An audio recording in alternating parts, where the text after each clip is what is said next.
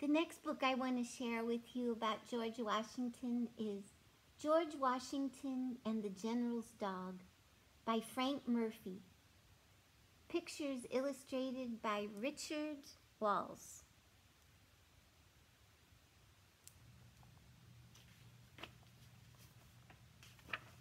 When Frank Murphy wrote the book, he used research he found at the Library of Congress in Washington.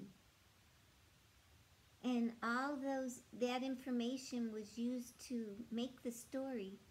And the story is supported by the words of George Washington himself through George's writings and through a biography written by James Thomas Flexner called Washington, the Indispensable Man. All right.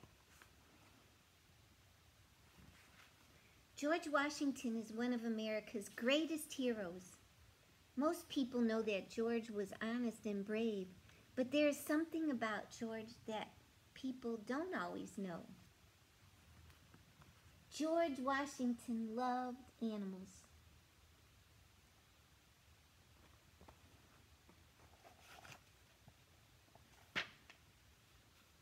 George learned to ride horses as a boy. Sometimes he rode into town. George rode fast, but he never fell. People said he was the best rider they had ever seen.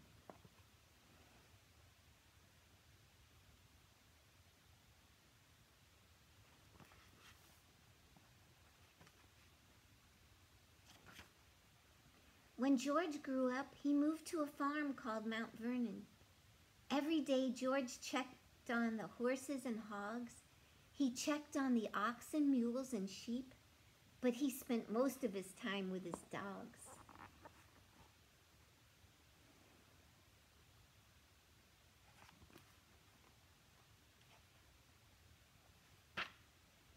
George had a lot of dogs. He owned 36 dogs in his lifetime. He took them hunting, he played with them, he even gave them cute names like Mopsy, Sweet Lips, and True Love.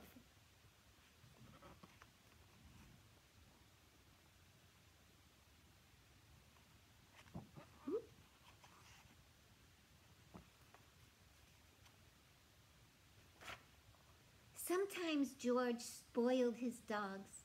He let them run around the house. One day, George's wife Martha cooked a ham for dinner.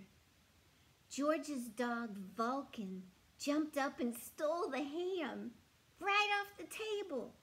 Martha chased after him, but George just laughed.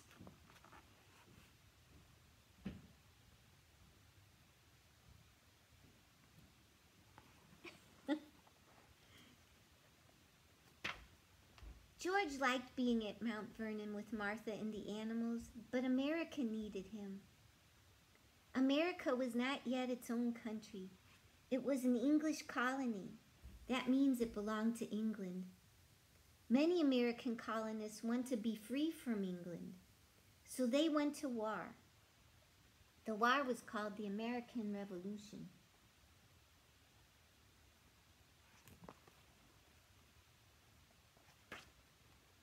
The colonists chose George to be their general.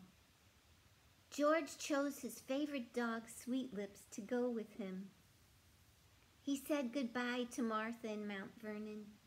He jumped on his horse, Nelson. Then they rode into battle. Sweet Lips was right beside him.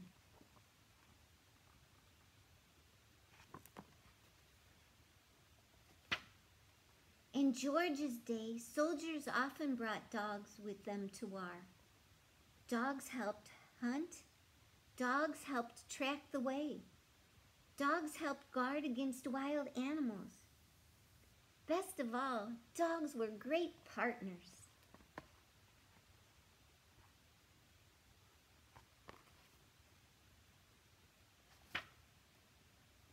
The general of the English army was named William Howe. He had a dog too. He also had 9,000 soldiers. They had plenty of supplies.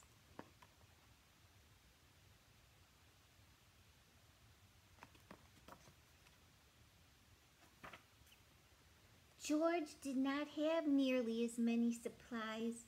Sometimes his soldiers were cold. Sometimes they were hungry, but they did not give up.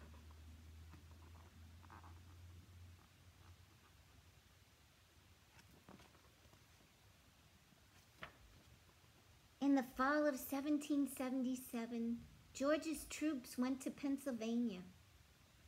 They were fighting the English troops. Guns fired, rat-a-tat-tat, cannons roared, boom, boom. Smoke filled the air.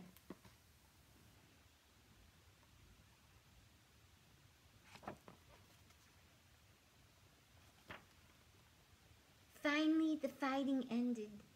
The English soldiers went back to their camp. The battle was over for the day. Oh, the smoke began to clear. George noticed a dog without a soldier. It looked lost. George bent down and patted the dog's head.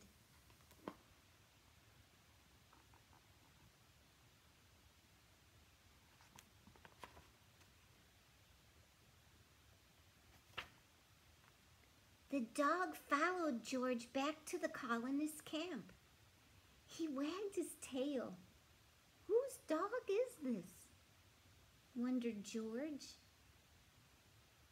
George looked at the dog's collar.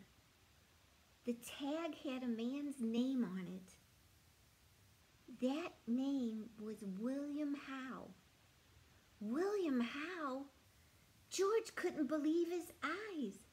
William Howe was the enemy. He was the general of the British Army.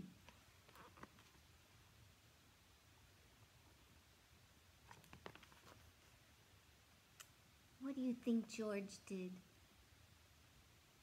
Think about it for a second, then I'm going to tell you.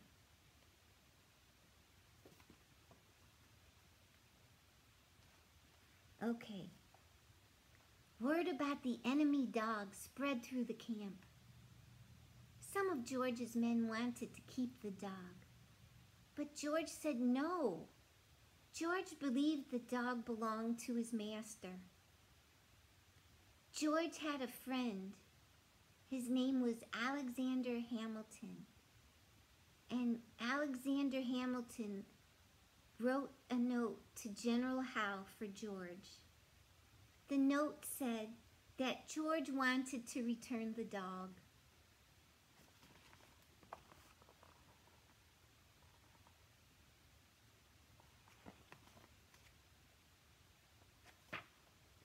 Both sides raised white flags. The white flags meant no one could fight. George's soldiers walked the dog across the battlefield. They gave him back to General Howe.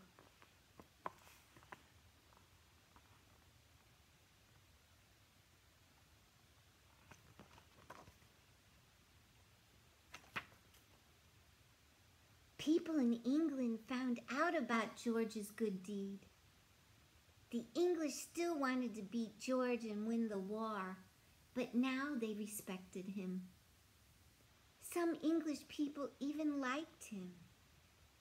They had never heard a story of such great kindness between enemies. Here they're holding the London Gazette, the British newspaper in London. It says, "Washington returns dog."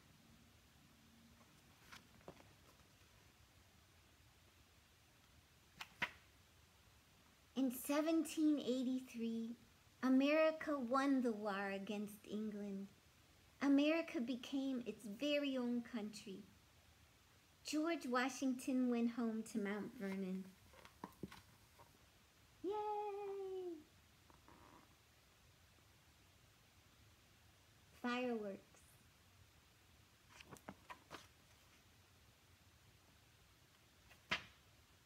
Friends around the world wanted to honor George. They wondered what that he would like. Then they remembered the story about the dog. Soon presents started arriving at Mount Vernon. The King of Spain sent George a mule. George named the mule Royal Gift. There's Royal Gift.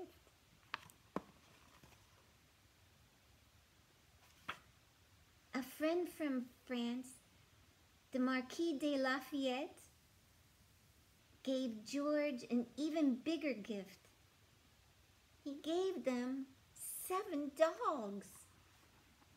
7 dogs sent from France on a ship for George Washington. What a big gift. What fun. George's work was not done, though. The American people needed a leader. They elected George to be their first president.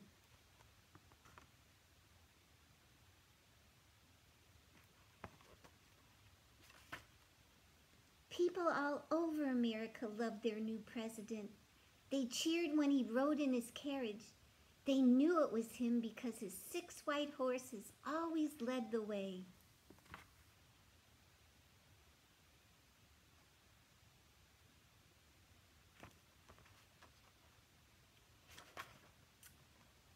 Now that's the end of the story. Here's an author's note. I'll show you some pictures. He says, "The stories in this book are true. We can't be sure exactly how they all happened, but we've tried our best to show the way things might have been." Here is a real picture of George Washington on his horse Nelson. And up above here is Alexander Hamilton. He was George's friend that wrote the letter to General Howe so that George could return General Howe's dog. And here is General Howe's picture. William Howe. See, people are around all the world for all the days of time are essentially just the same. Most are just dog-loving family people, people with families, and people that are proud of their heritage. And all people go through many difficulties. So I hope these 2 stories about George Washington, the one yesterday and the one today, give you some hope. And knowing that even though times have been dire in all of the history of the world, terrible times, many diseases, too many wars, but if people have hope and faith, we can get through just about everything. Well, we can get through everything. We have. We're all still here.